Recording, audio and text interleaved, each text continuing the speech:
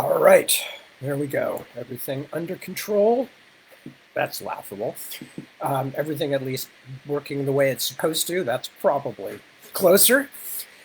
Good evening. Happy Easter to you all. Good evening, Kelly and Kenneth and Emily. Hi. Good. I'm glad you're liking the story. We're going to finish it tonight, I'm pretty sure. Jared, hi. How are you? Carl, hello. Good to see you too. Hi, Nancy. Nice to see you. Hello, Becca. And Mike. Hi. That's okay, Mike. If you're only checking in, that's fine because this will all be recorded and you can check it out at some later point when you're not rushing around doing work. Hi, Felina. Yeah, happy Easter and stuff to you too. And Barb. Hello, good evening, Barb. And hello, Claudia. And Alan. Hello. Yes, all well. And Medardo. Hello, hello. And Jeremy, good evening. And Stuart, good to see you too.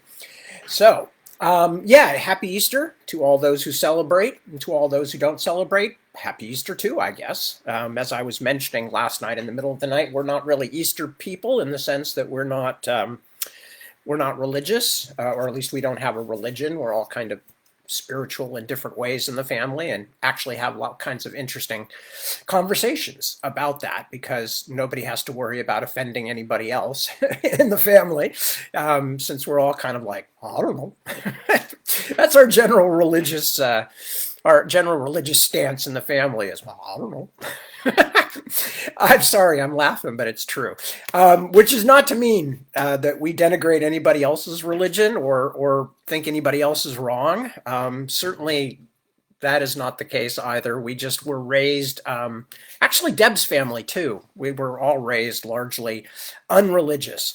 So again, that just means that we don't have a family tradition. We used to have a family tradition when I was a kid of going out and hunting for eggs, but for various reasons, including, yes, Jim, the poison oak is slightly better. It is definitely on the improvement, and poison oak actually is one of the reasons that we don't have an Easter egg hunt tradition, because for pretty much our entire children's lives, we've been living in places where we are surrounded by wild greenery with lots of poison oak, so we never got into the habit of hiding eggs out of a superabundance of caution about not wanting to get poison oak. Not that we couldn't have done it elsewhere, and we probably did a few times, but it's never been a family thing in the way, say, Christmas, Halloween, 4th of July, whatever. Anyway, Felina, you spent Easter cleaning the fish pond. Well, that's a good use of the time, and I'm sure the fish thank you for it. And hi, Cliff. And Ron. Well, this is actually part 3 we're reading tonight. So we're reading part 3, which will probably pretty much be the end of the story as far as I know. And I'm going to start that in just a few minutes. I'm trying to think if there's anything else I need to update people on.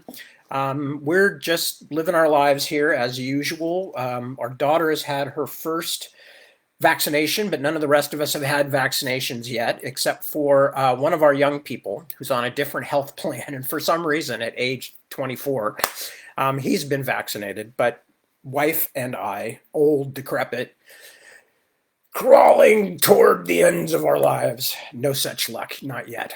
But anyway, not complaining. We're perfectly willing to wait. It's not like I have anything outside the house that I particularly have to do, and I've got a ton of stuff to do inside the house. So just hanging in there. Other than that, nothing to report. Not interested in talking about the news or anything. We're just living our lives. We're working on things. Actually, Ron and Jeremy and the rest. I'm in the middle of another project, as I've mentioned a couple of times. Not to the diminution of anything else. I'm just trying to prepare an outline. And so I'm back deep in Ostenardia, and heretofore unnavigated parts of the Ostenard history. So you'll be hearing from me at some point on this, not necessarily right at the moment, as I said, but yeah. The reason I'm talking to Ron and Jeremy is Ron and Jeremy are two of the people who are most helpful to me in keeping track of the what's the words I'm looking for the not trivia, because that makes it sound like it's unimportant, but the facts of Ostenard. Because as I said when I started Witchwood Crown a few years ago. I said, I haven't read this thing since I wrote it, since it was first published in 1988. So I don't know any of this stuff anymore. I mean, I sort of vaguely remember some of it, but and fortunately, Ron and Ilva and Jeremy and other people have actually read the books several times, and they knew the material much better than I did, although I had the advantage of being able to say when it came to really important disagreements, I wrote it. So therefore, even though I'm wrong, I will stand up for my right to say whatever I said can now be true. Anyway, so who else just showed up? Mike. Hi, Mike. Yes, the canon, exactly. So I am the head canon, but everybody else are the people who actually, read the books and paid attention, and Ron created an RPG based on it, and so they all know the day-to-day minutia of the story better than I do, or at least they did. I'm starting to catch up because I spent the last 6 years or so or more working on Ostenard. So I am much better versed in it than I was when I started a while ago. Because remember, I've been doing lots of other books since I did my last Ostenard book. And actually, until I wrote the Witchwood Crown, well, no, until I wrote The Heart of What Was Lost, the story that I'm reading now, which was published back in the very early 90s, is I think, anyway, whenever the story was published, that was the last thing I had written about Ostenard. And because it was set in a kind of untouched part of Ostenard history, I really didn't have to go back and do a lot of reading. I just had to check a couple of things. So, it was between like 1988 and 2014 was the time that I had not ever read the Memory, Sorrow, and Thorns series again. So it was, at first especially, it was very frustrating, because I kept thinking of cool things to happen, and then one of my friends, one of my research friends, would say, "You killed that guy, Tad. You can't have him in again, not unless you explain why he's not dead." And there's only so many times you can do that, only looked dead thing, and then it starts to get a little stretched, you know what I mean? Anyway, so to continue, we are reading The Burning Man, which was something that I wrote originally for this anthology. I'm holding up just the blank cover here. You notice, of course, my name is not on the cover here. I'd like to think that was because I was not an alumnus of the company that was publishing it. But then again, everybody on here were quite big sellers too. So I do, however, appear on the back with Terry and George and Ursula Le Guin and Bob Silverberg and Scott Card. So it's not like I was not in extremely good company. Anyway, so that was what was written. Does it have a pub date on it? No, I'll have to pull the book out. Doesn't matter. Anyway, so that was what this was originally written for. And where we are in the story is Breda, who is the stepdaughter of Sulis the Apostate, a Nabanite nobleman who was basically kind of forced out of Naban and comes north to what they call the High Keep, which is the Hayholt, of course, from the Ostenard books. This is about 200 to 300, I'd have to check the timeline, but about 200-300 years before the events of the Dragonbone Chair.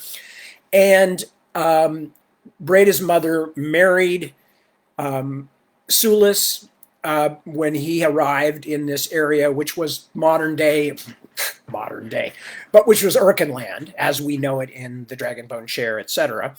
And they moved into the High Keep, which had been deserted since the Rimmersmen took off 100 years or 200 years earlier. So then Breda falls in love with a young Nabanai soldier named Talaran, who has been sent along with a relative of Sulis's from Naban to help him. The relative is named Davalius, and he's in this next part also. And Breda had fallen in love with this young man, but Sulis had gotten stranger and stranger and stranger and was not hardly sleeping anymore, and he clearly, something that had bothered him for years and seemed like might be part of what got him driven out of Naban and called apostate. And apostasy is, of course, means to go against the established religious order. something was bothering him, and he had a question that he wanted to have answered that was making him mad almost. And Breda had been watching him go further and further downhill. Then she got the news from her boyfriend, Talaran the soldier, that Sulis had ordered the arrest of a witch.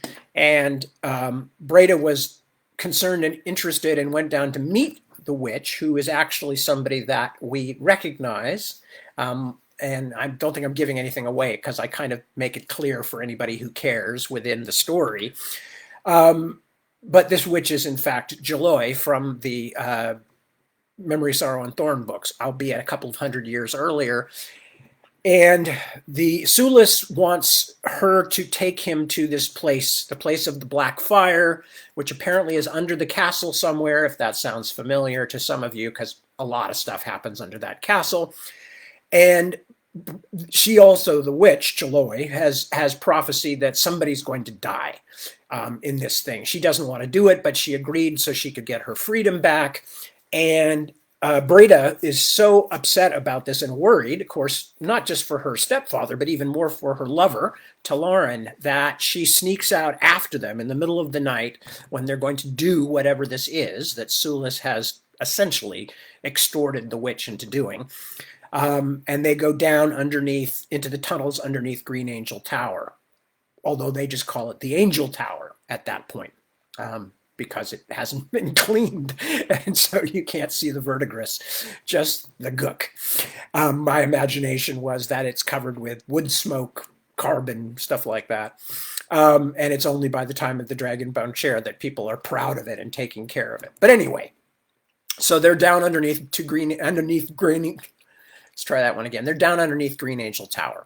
And now I've spent long enough explaining. I'm going to go back about a paragraph of where I stopped last night and continue forward from there. So again, Breda is following them. They're not aware of her. She has candles. She's staying well behind them.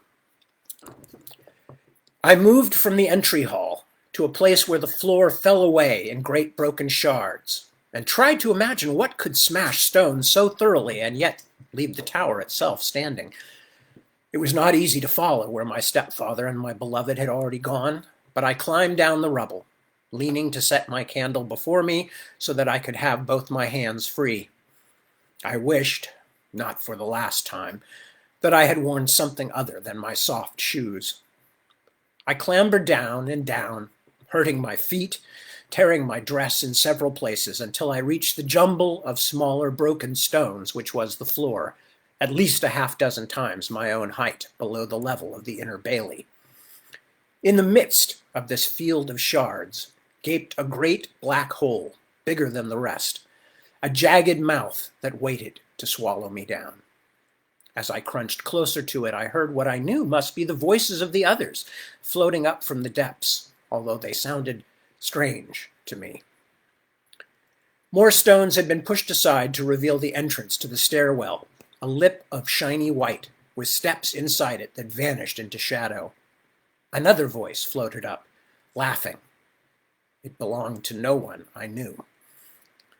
Even with all that had happened in the previous days, I had never yet felt so frightened, but I knew Talaran was down there in the dark places. I made the sign of the tree upon my breast, then stepped onto the stairway. At first I could find no trace of them. As I descended, the light of my single candle served only to make the stairwell seem more than ever like a shadowy throat, waiting to swallow me. But fear alone could not keep me from my beloved. If anything, it sped my steps. I hurried downward until it seemed I must have gone as far beneath the castle as the Angel Tower loomed above it. But still I had not caught up with them. Whether it was a trick of sound or of the winds that are said to blow through the caves of the King's Lake cliffs, I continued to hear unfamiliar voices. Some seemed so close that if I had not had a candle, I would have been certain I could reach out and touch the person who whispered to me. But the flickering light showed me that the stairwell was empty. The voices babbled and sometimes sang in a sad, soft tongue I did not understand or even recognize. I knew I should be too frightened to remain, that I should turn and flee back to moonlight and clean air. But although the bodiless murmurs filled me with dismay, I felt no evil in them. If they were ghosts, I do not think they even knew I was there. It was as though the castle talked to itself, like an old man sitting beside the fire, lost in the memories of days long past. The stairwell ended in a wide landing, with open doorways at either end, and I could not help thinking of the doorways mentioned in my stepfather's book. As I paused to consider which way I should go, I examined the carvings on the walls, delicate vines and flowers whose type I had never seen before. Above one door frame, a nightingale perched on a tree bough. Another tree bough was carved above the far doorway. Or rather, I saw as I moved my candle, they were both boughs from one single tree which had been carved directly above me, spreading across the ceiling of the stairwell as though I myself were the tree's trunk. On the bough above the second doorway twined a slender serpent. I shuddered and began to move toward the nightingale door, but at that moment words floated up out of the darkness.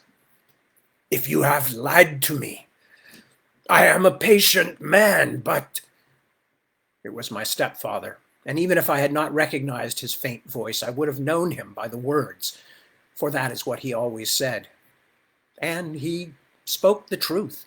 He was a patient man. He had always been like one of the stones of the hilltop rings, cool and hard and in no hurry to move, growing warm only after the sun of an entire summer had beat upon him. I had sometimes felt I would like to break a stick upon him, if only to make him turn and truly look at me. Only once did he ever do that, I had believed, on that day when he told me that they had taken everything from him.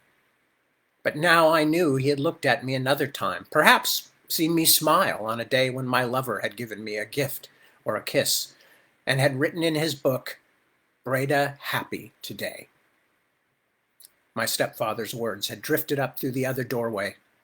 I lit another candle and placed it on top of the first, which had burned almost to the holder, then followed the voice of Sulis through the serpent door. Downward I went, and downward still farther. What seemed a journey of hours, through sloping, long deserted corridors which twisted like yarn spilled from a sack. The light of the candles showed me stone that, although I knew it was even more ancient, seemed newer and brighter than that which I had seen farther above. In places, the passageways opened into rooms choked with dirt and rubble, but which must have been massive, with ceilings as high as any of the greatest halls I have ever heard of in Naban. The carvings I could see were so delicate, so perfect that they might have been the actual things of nature, birds, plants, trees, frozen into stone by the sort of magical spells so often part of my mother's and Ulka's stories. It was astonishing to think that this entire world had lain in its tomb of earth below us as long as we had lived in the High Keep, and for generations before that. I knew I was seeing the ancient home of the fairy folk. With all the stories, and even with the evidence of the tower itself, I had still never imagined they would have such a way with stone, to make it froth like water and shimmer like ice, to make it stretch overhead in slender arcs like the finest branches of a willow tree. Had the Northmen truly killed them all? For the first time, I understood something of what this meant, and a deep, quiet horror stole over me. The creators of all this beauty, slaughtered, and their houses usurped by their slayers. No wonder the darkness was full of unquiet voices. No wonder the High Keep was a place of haunted sadness for everyone who lived in it. The castle of our day was founded on ancient murder, built on death. It pulled at me, that thought. It became tangled in my mind with the memory of my stepfather's distracted stare, of the witch in chains. Good could not come from evil, I felt sure. Not without sacrifice, not without blood and atonement. My fear was growing again. The peaceful ones might have been gone, but I was learning that their great house remained lively. As I hurried downward, following the tracks of my stepfather and his company, through the dust of centuries, I found suddenly that I had taken a wrong turning. The passage ended in a pile of broken stone, but when I returned to the last cross corridor, there was no sign of footprints, and the place itself was not familiar, as though the ruins themselves had shifted around me. I closed my eyes, listening for the sound of Talaran's voice, for I felt sure that my heart would be able to hear him through all the stone in Erkenland. But nothing came to me but the ghost murmurs, which blew in like an autumn breeze, full of sighing, rustling nonsense. I was lost. For the first time, it became clear to me what a foolish thing I had done. I had gone into a place where I should not be. Not one person knew I was there, and when my last candle burned out, I would be lost in the darkness. Tears started in my eyes, but I wiped them away. Weeping had not brought my father back, or my mother. It would do me no good now. I did my best to retrace my steps, but the voices flittered around me like invisible birds, and before long I was wandering blindly. Confused by the noises in my head and by the flickering shadows, twice I almost tumbled into great crevices in the passageway floor. I kicked a stone into one that fell without hitting anything until I could not bear to listen any longer. The darkness seemed to be closing on me, and I might have been lost forever, might have become another part of the whispering chorus, but by luck or accident or the hand of fate, I made a turning into a corridor I did not recognize and found myself standing at the lip of another stairwell, listening to the voice of the witch Valada drift up from the deeps. Not an army or a noble household that you can order about, Lord Sulis. Those who lived here are dead, but the place is alive. You must take what you are given. It was as though she had heard my very thoughts. Even as I shuddered to hear my forebodings spoken aloud, I hurried toward the sound, terrified that if it faded, I would never again hear a familiar voice. What seemed another hour went by, although I had been so long in the haunted dark that I was no judge. My lover and the rest seemed almost to have become phantoms themselves, floating ahead of me like dandelion seeds, always just beyond my reach. The stairs continued to curl downward, and as my third and fourth candles burned, I could see glimpses of the great spaces through which we all descended, level upon level, like a pilgrimage down the tiers of heaven. At times, as the candles flickered on the wooden base, I thought I could see even more. From the corner of my eyes, the ruins seemed to take on a sort of life. There were moments when the ghost voices swelled and the shadows seemed to take on form. If I half closed my eyes, I could almost see these bleak spaces full of bright, laughing folk. Why? Why did the Northmen kill such beauty? And how could a people who built such a place be defeated by any mortals, however bloodthirsty and battle-hungry? A light bloomed in the depths, red and yellow, making the polished stone of the stairwell seem to quiver. For a moment I thought it only another wisp of my imagination, but then, from so close it seemed we could kiss if we wished, I heard my beloved's voice. "Do not trust her, sire," Talaran said, sounding more than a little fearful. "She is lying again." Intensely happy, but with my caution abruptly restored, I shaded the candle with my palm and hurried down the stairs as quietly as I could. As their voices grew louder and I saw that the light blooming in the darkness came from their torches, I pinched the flame to extinguish my candle completely. However glad I was to find them, I guessed they would not feel the same about me. I crept closer to the light, but could not see Talaran and the others because something like a cloud of smoke blocked my view. It was only when I reached the base of the curving stair and stepped silently onto the floor of the great chamber that I could actually see the four shapes. They stood in the middle of a room so cavernous that even the torches my lover and Avalis held could not carry light to its highest corners. Before them loomed the thing I had thought was smoke. I still could not see it clearly, despite the torch flames burning only an arm's length from it, but now it seemed a vast tree with black leaves and trunk. A shadow cloaked it and hid all but the broadest outline, a dark shroud like the mist that hid the hills on a winter morning. But it was not mist in which the tree shape crouched, I felt sure. It was pure darkness. "You must decide whether to listen to me or a young soldier," the witch was saying to my stepfather. "I will tell you again. If you cut so much as a leaf, you will mark yourselves as ravagers, and it will not go well with you. Can you not feel that?" "And I think Talaran is right," Avalis proclaimed, but his voice was less sure than his words. "She seeks to trick us." My stepfather looked from the tree shadow to the witch. "If we may not take any wood, then why have you brought us here?" he asked slowly, as though it cost great effort just to speak. I could hear the sour smile in Valada's answer. "You have held me captive in your damp pile of stones for 2 moons, seeking my help with your mad questions.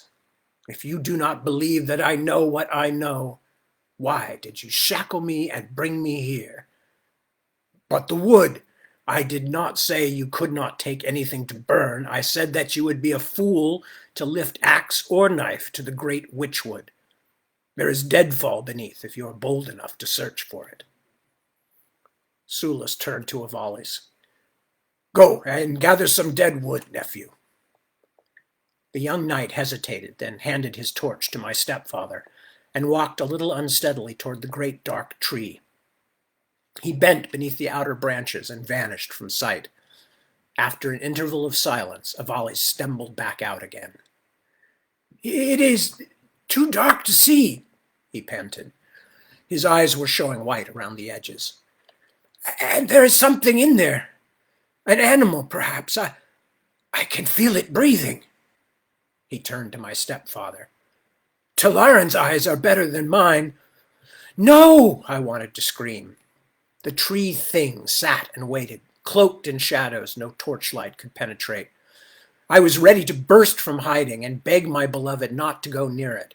But as if he had heard my silent cry, Lord Sulis cursed and thrust the torch back into Avalis' hand.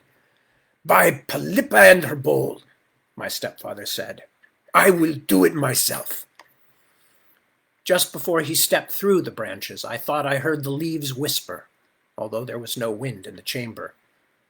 The quiet hiss and rattle grew louder, perhaps because my stepfather was forcing his way beneath the thick branches. Excuse me. Long moments trudged past. Then the rustling became even more violent. At last Sulis emerged, staggering a little, with what seemed a long bar of shadow clasped under each arm. Talaran and Avalis stepped forward to help him, but he waved them off, shaking his head as though he had been dealt a blow. Even in the dark room, I could see that he had gone very pale. "You spoke the truth, Valada," he said. "No axe, no knife." While I watched, he bade Avalis and my beloved make a ring on the ground from the broken stones that littered the chamber. He crossed the 2 pieces of wood he had gathered in the center of the circle, then used the kindling from a pouch on his belt and one of the torches to set the witchwood alight.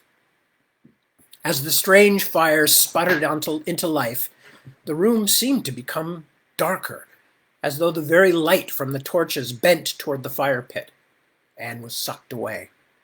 The flames began to rise. The rustle of the shadowy tree stilled. Everything grew silent. Even the flames made no sound. My heart pounded as I leaned closer, almost forgetting to keep myself hidden. It was indeed a black fire that burned now in that deep, lost place. A fire that flickered like any blaze, and yet whose flames were wounds in the very substance of the world, holes as darkly empty as a starless sky. It is hard to believe, but that is what I saw. I could look through the flames of the black fire, not to what stood on the other side of the fire, but to somewhere else, into nothingness at first, but then color and shape began to expand outward in the space above the fire pit, as though something turned the very air inside out. A face appeared in the fire. It was all I could do not to cry out. The stranger, surrounded by black flames, was like no man I had ever seen. The angles of his face were all somehow wrong. His chin too narrow, the large eyes slanted upward at the corners. His hair was long and white, but he did not look old. He was naked from the waist up, and his pale, glossy skin was marked with dreadful scars. But despite the flames in which he lay, his burns seemed old rather than new. The black fire unshaped even the darkness. All that was around it bent, as though the very world grew stretched and shivery as the reflection on a bubble of river water. The burning man seemed to slumber in the flames, but it was a horribly unquiet sleep. He pitched and writhed, even brought his hands up before his face as though to protect himself from some terrible attack.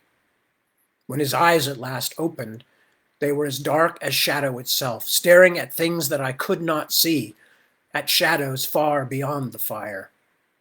His mouth stretched in a silent, terrible scream, and despite his alien aspect, despite being so frightened I feared my heart would stop, I still ached to see his suffering. If he was alive, how could his body burn and burn without being consumed? If he was a ghost, why had death not ended his pain? Talarin and Avalis backed away from the fire pit, wide-eyed and fearful. Avalis made the sign of the tree. My stepfather looked at the burning man's writhing mouth and blind eyes, then turned to the witch Falada. "Why does he not speak to us? Do something." She laughed her sharp laugh. "You wish to meet one of the Sithi, Lord Sulis, one of the peaceful ones. You wished to find a doorway, but some doorways open not on elsewhere, but elsewhen. The black fire has found you one of the fair folk in his sleep. He is dreaming, but he can hear you across the centuries.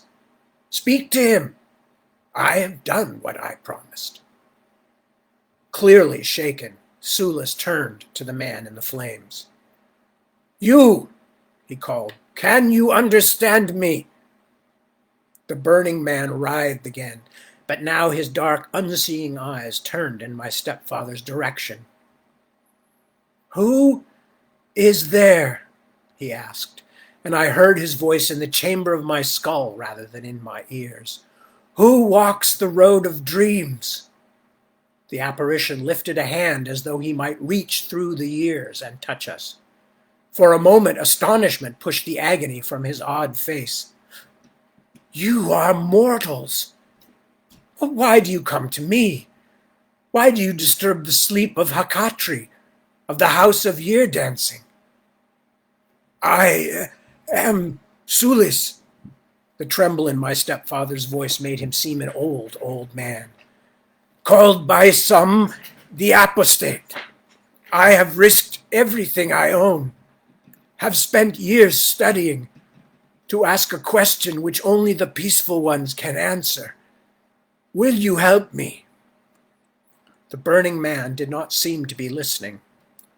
His mouth twisted again, and this time his cry of pain had sound. I tried to stop my ears, but it was already inside my head. "Oh, it burns," he moaned.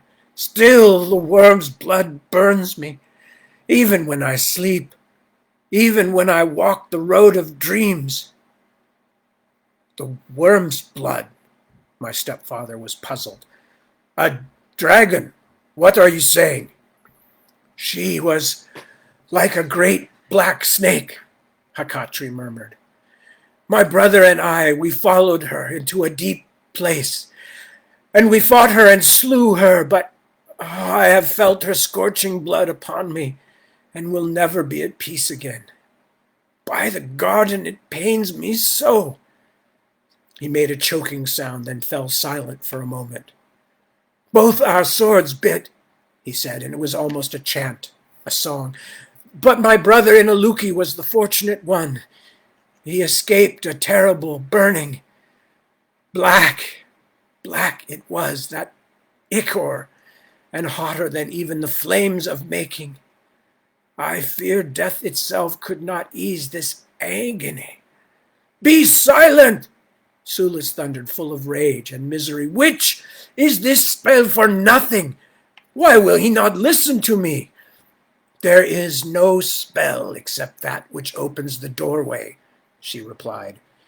Hakatri perhaps came to that doorway because of how the dragon's blood burned him. There is nothing else in all the world like the blood of the great worms. His wounds keep him always close to the road of dreams, I think. Ask him your question, Naban man. He is as likely to answer it as any other of the immortals you might have found. I could feel it now, could feel the weird that had brought us here and took us all. I could feel the weird that had brought us here take us all in its grip. I held my breath, caught between a terror that blew like a cold wind inside my head, that screamed at me to leave Talaran and everything else and run away, and a fierce wondering about what had brought my stepfather to this impossibly strange meeting. Lord Sulis tilted his chin down toward his chest for a moment, as though now the time had come he was uncertain of what he wished to say.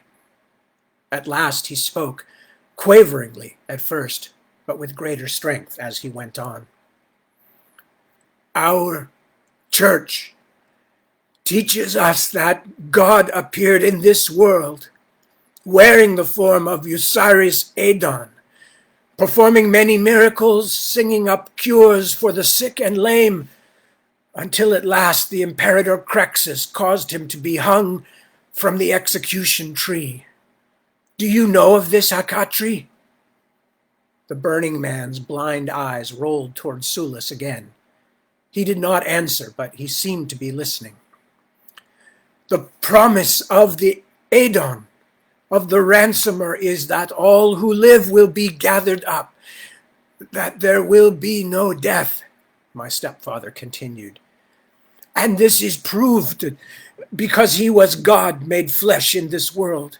And that is proved because of the miracles he performed. But I have studied much about your own people, Hakatri. Such miracles as Osiris the Adon performed could have been done by one of your Scythi people, or even perhaps by one of only half immortal blood. His smile was as bleak as a skull's.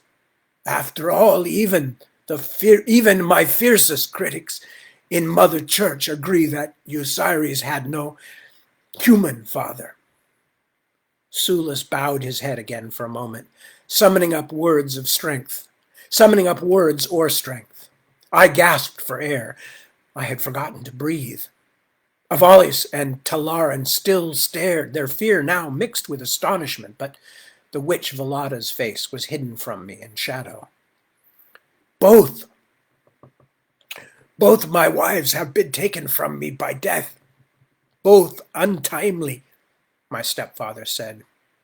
My first wife gave me a son before she died, a beautiful boy named Sarelis, who died himself in screaming pain because he stepped on a horseshoe nail, and caught a death fever. Young men I have commanded were slaughtered in the hundreds, the thousands, their corpses piled on the battlefield like the husks of locusts, and all for a small stretch of land here or there, or sometimes merely over words. My parents are dead too, with too much unspoken between us. Everyone I ever truly loved has been stolen from me by death. His hoarse voice had taken on a disturbing force, a cracked power as though he meant to shout down the walls of heaven itself. Mother Church tells me to believe that I will be reunited with them, he said. They preach to me, saying, see the works of Osiris our Lord and be comforted. For his task was to show death should hold no fear, they told me. But I cannot be sure. I cannot simply trust. Is the church right? Will I see those I love again? Will we all live on? The masters of the church have called me a heretic and declared me apostate because I would not give up doubting the divinity of the Adon. But I must know. Tell me, Pt.3, was Osiris one of your folk? Is the story of his godhood simply a lie to keep us happy, to keep priests fat and rich? He blinked back tears, his stolid face transfigured by rage and pain. Even if God should damn me forever, to hell for it, still I must know, is our faith a lie? He was shaking so badly now that he took a staggering step back from the fire and almost fell. No one moved except the man in the flames who followed Sulis with his blank, dark eyes. I realized that I was weeping too, and silently rubbed my tears away.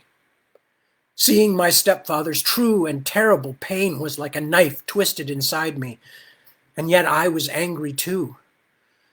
All for this? For such unknowable things he left my mother lonely, and now had nearly destroyed his own life? After a long time in which all was silent as the stone around us, Pt.3 said slowly, always, you mortals have tortured yourselves.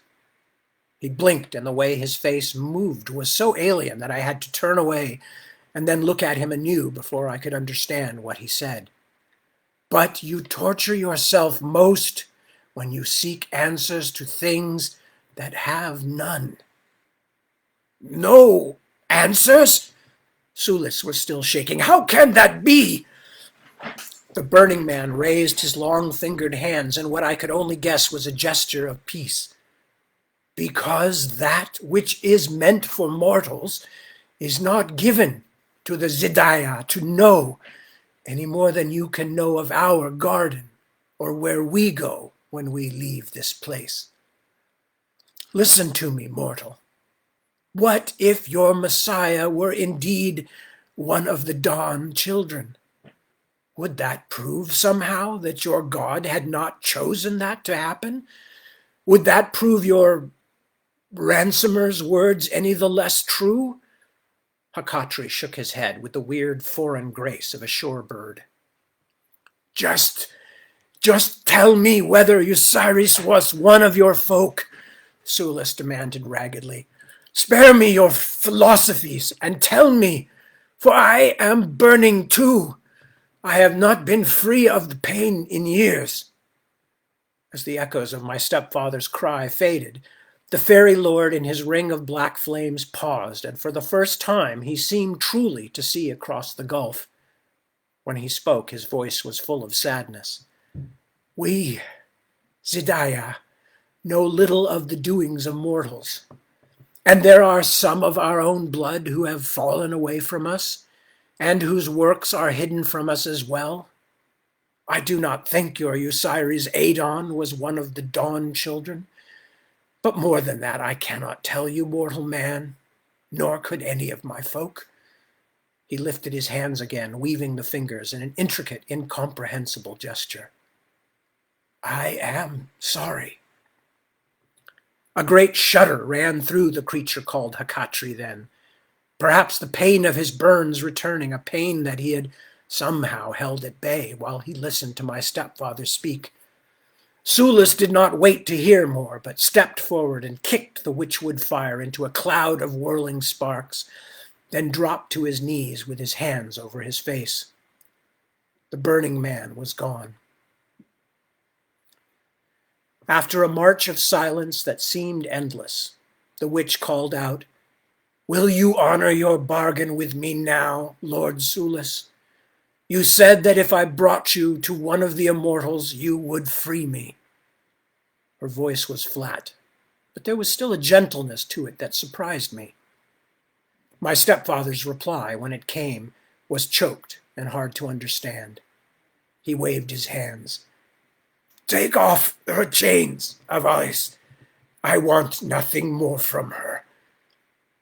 In the midst of this great, bleak wilderness of sorrow, I felt a moment of sharp happiness as I realized that, despite my foreboding, the witch, my beloved, even my tortured stepfather, all would survive this terrible night.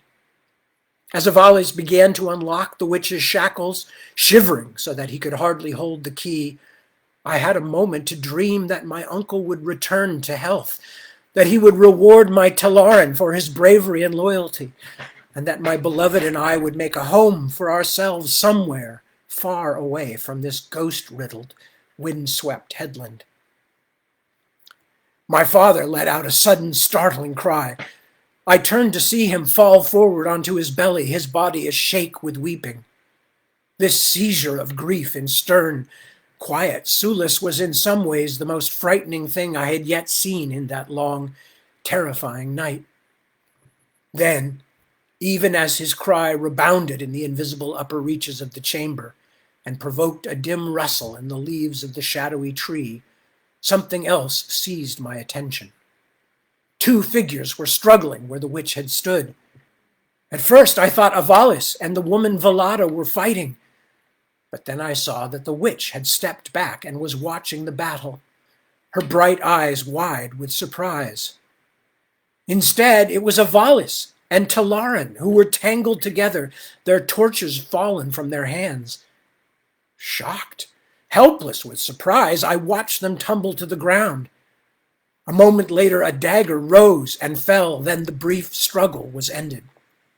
I screamed, "Talaran!" and rushed forward. He stood, brushing the dust from his breeks, and stared at me as I came out of the shadows.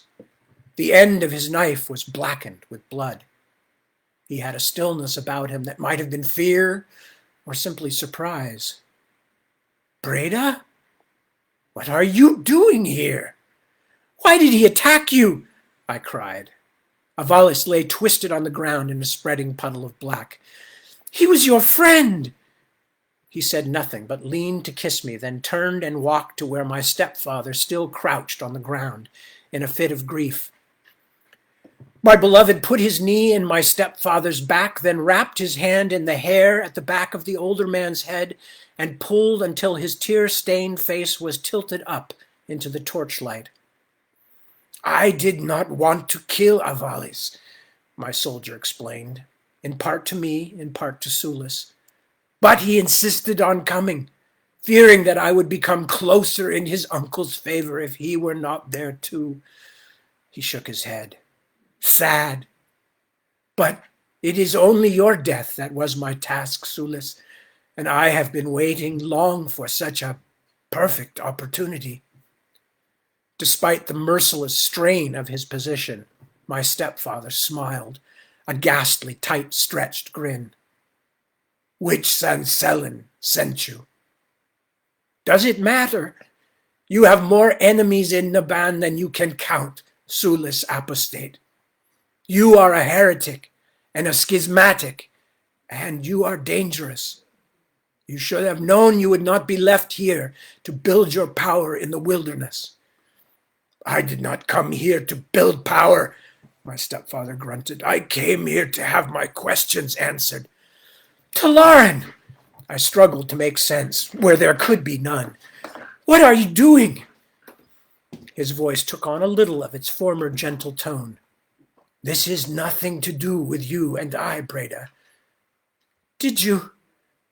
I could scarcely say it. My tears were making the chamber as blurry as the black fire ever did. "Did you only pretend love for me? Was it all to help you kill him? No, I had no need of you, girl. I was already one of his most trusted men. He tightened his grip on Sulis then, until I feared my stepfather's neck would break. What you and I have, little Breda, that is good and real. I will take you back to Naban with me. I will be rich now, and you will be my wife. You will learn what a true city is instead of this devilish backward pile of stone. You love me? Truly, you love me? I wanted very much to believe him. Then let my stepfather go, Talarin. He frowned. I cannot. His death is the task I was given to do before I ever met you, and it is a task that needs doing. He is a madman, Breda. Surely after tonight's horrors, after seeing the demon he called up with forbidden magic, you can see why he cannot be allowed to live. Do not kill him, please, I beg you. He lifted his hand to still me. I am sworn to my master in Naban. This one thing I must do, and then we are both free. Even an appeal in the name of love could not stop him. Confused and overwhelmed, unable to argue any longer with the man who had brought me so much joy, I turned to the witch, praying that she would do something. But Velado was gone. She had taken her freedom, leaving the rest of us to murder each other if we wished. I thought I saw a movement in the shadows, but it was only some other phantom, some flying thing that drifted above the stairwell on silent wings. Lord Sulis was silent. He did not struggle against Talarin's grip, but waited for slaughter like an old bull. When he swallowed, the skin on his neck pulled so tight that watching it made tears spill onto my cheeks once more. My beloved pressed his knife against my stepfather's throat as I stumbled toward them. Sulis looked at me, but still said nothing.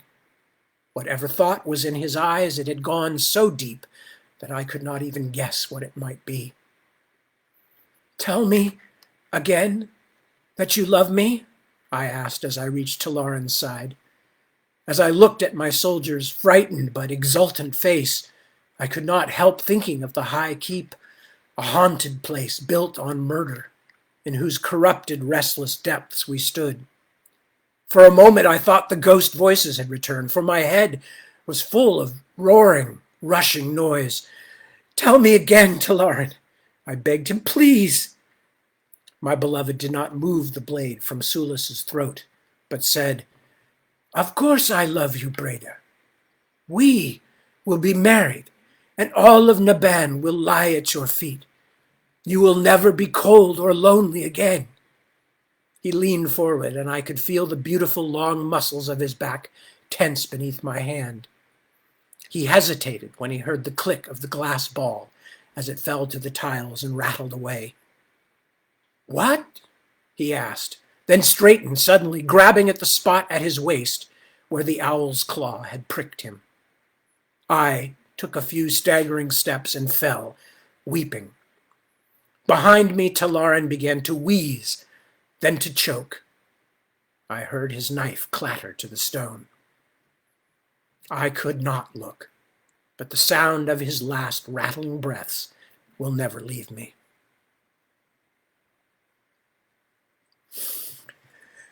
Now that I am old, I know that the secretive keep will be the place I die. When I have breathed my last, I suppose they will bury me on the headland, beside my mother and Lord Sulis. After that long night beneath the castle had ended, the Heron King, as the lake people called my stepfather, came to resemble once more the man he had been. He reigned over the high keep for many more years, and gradually even my own brawling, jealous folk acknowledged him as their ruler, although the kingship did not outlive Sulis himself. My own mark on the world will be even smaller. I never married, and my brother Aelfric died of a fall from his horse without fathering any children. So although the lake people still squabble over who should carry the standard and spear of the great Thane, no one of my blood will ever lead them again. Nor, I expect, will anyone stay on in the great castle that Lord Sulis rebuilt after I am dead. There are few enough left of our household now, and those who stay only do so for love of me. When I am gone, I doubt any will remain, even to tend our graves. I cannot say why I chose to keep this bleak place as my home, any more than I could say why I chose my stepfather's life over that of my beautiful, deceitful Talaran. Because I feared to build something on blood that should have been founded on something better, I suppose. Because love does not do sums, but instead makes choices and then gives its all. Whatever the reasons, I have made those choices.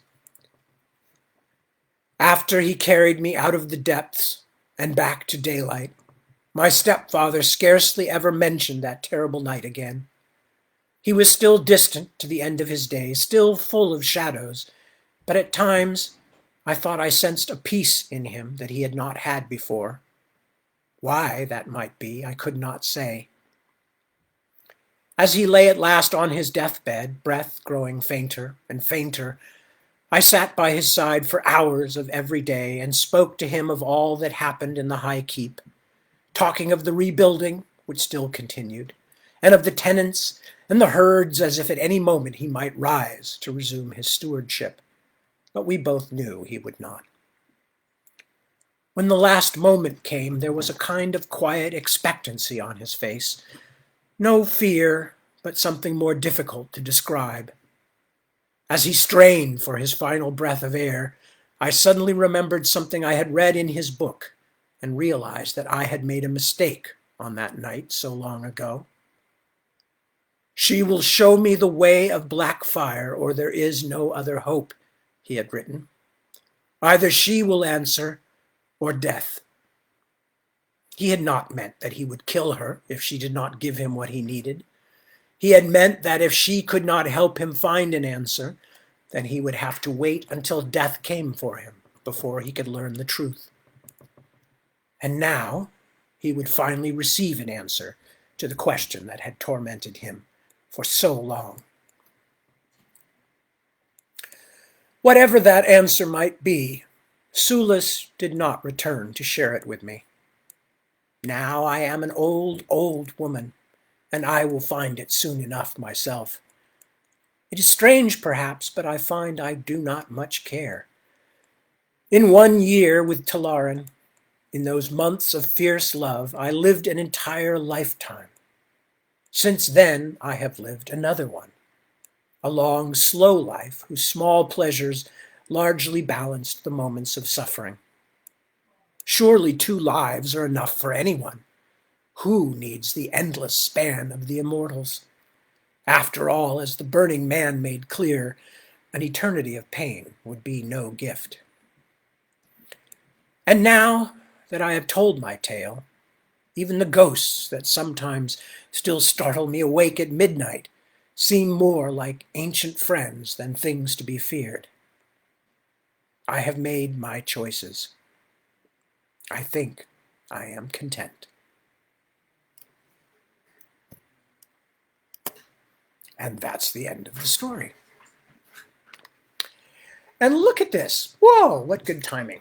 We're just about 1 minute to 8. So we are. I'm just reading some of the comments. Hello, Ashley. Don't worry. You're okay being late because, as I'm always saying, these readings are preserved for eternity. Not only are they available on Facebook and Twitter and on tadwilliams.com and on YouTube, but every time the government comes to my house and takes a copy, a digital copy, and carries it away in a caravan of half-tracks and tanks to protect it, and puts it in a special secure bunker under the mountains on the border between California and Nevada, the Sierra Madre, deep, deep, deep under the ground in a special hardened silo, so that these readings will remain for generations still unborn and unconceived, and possibly even to be sent with our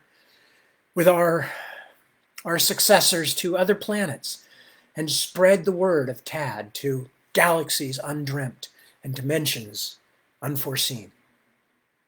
Or you could just forget about it entirely because I'll be reading more crap next week. Anyway, with that, I am going to finish it up for the night. So thank you very, very much for joining me. Great pleasure to have contact with you all. And I will be back next week, 2 a.m. my time, Sunday. And then again at this time, 7 p.m. my time, Sunday. All of you take good care of yourselves. We're still in a pandemic. We may even be having another surge, so take good care. Wear masks. Do all that other good stuff. Try not to let people breathe in your faces if they're not wearing a mask, or even if they are. And stay healthy. We need you all. The world needs more readers, and that's not just me selfishly. We need people who can actually look at things written and parse them out. Otherwise, we're going to wind up like the Morlocks and the Eloi.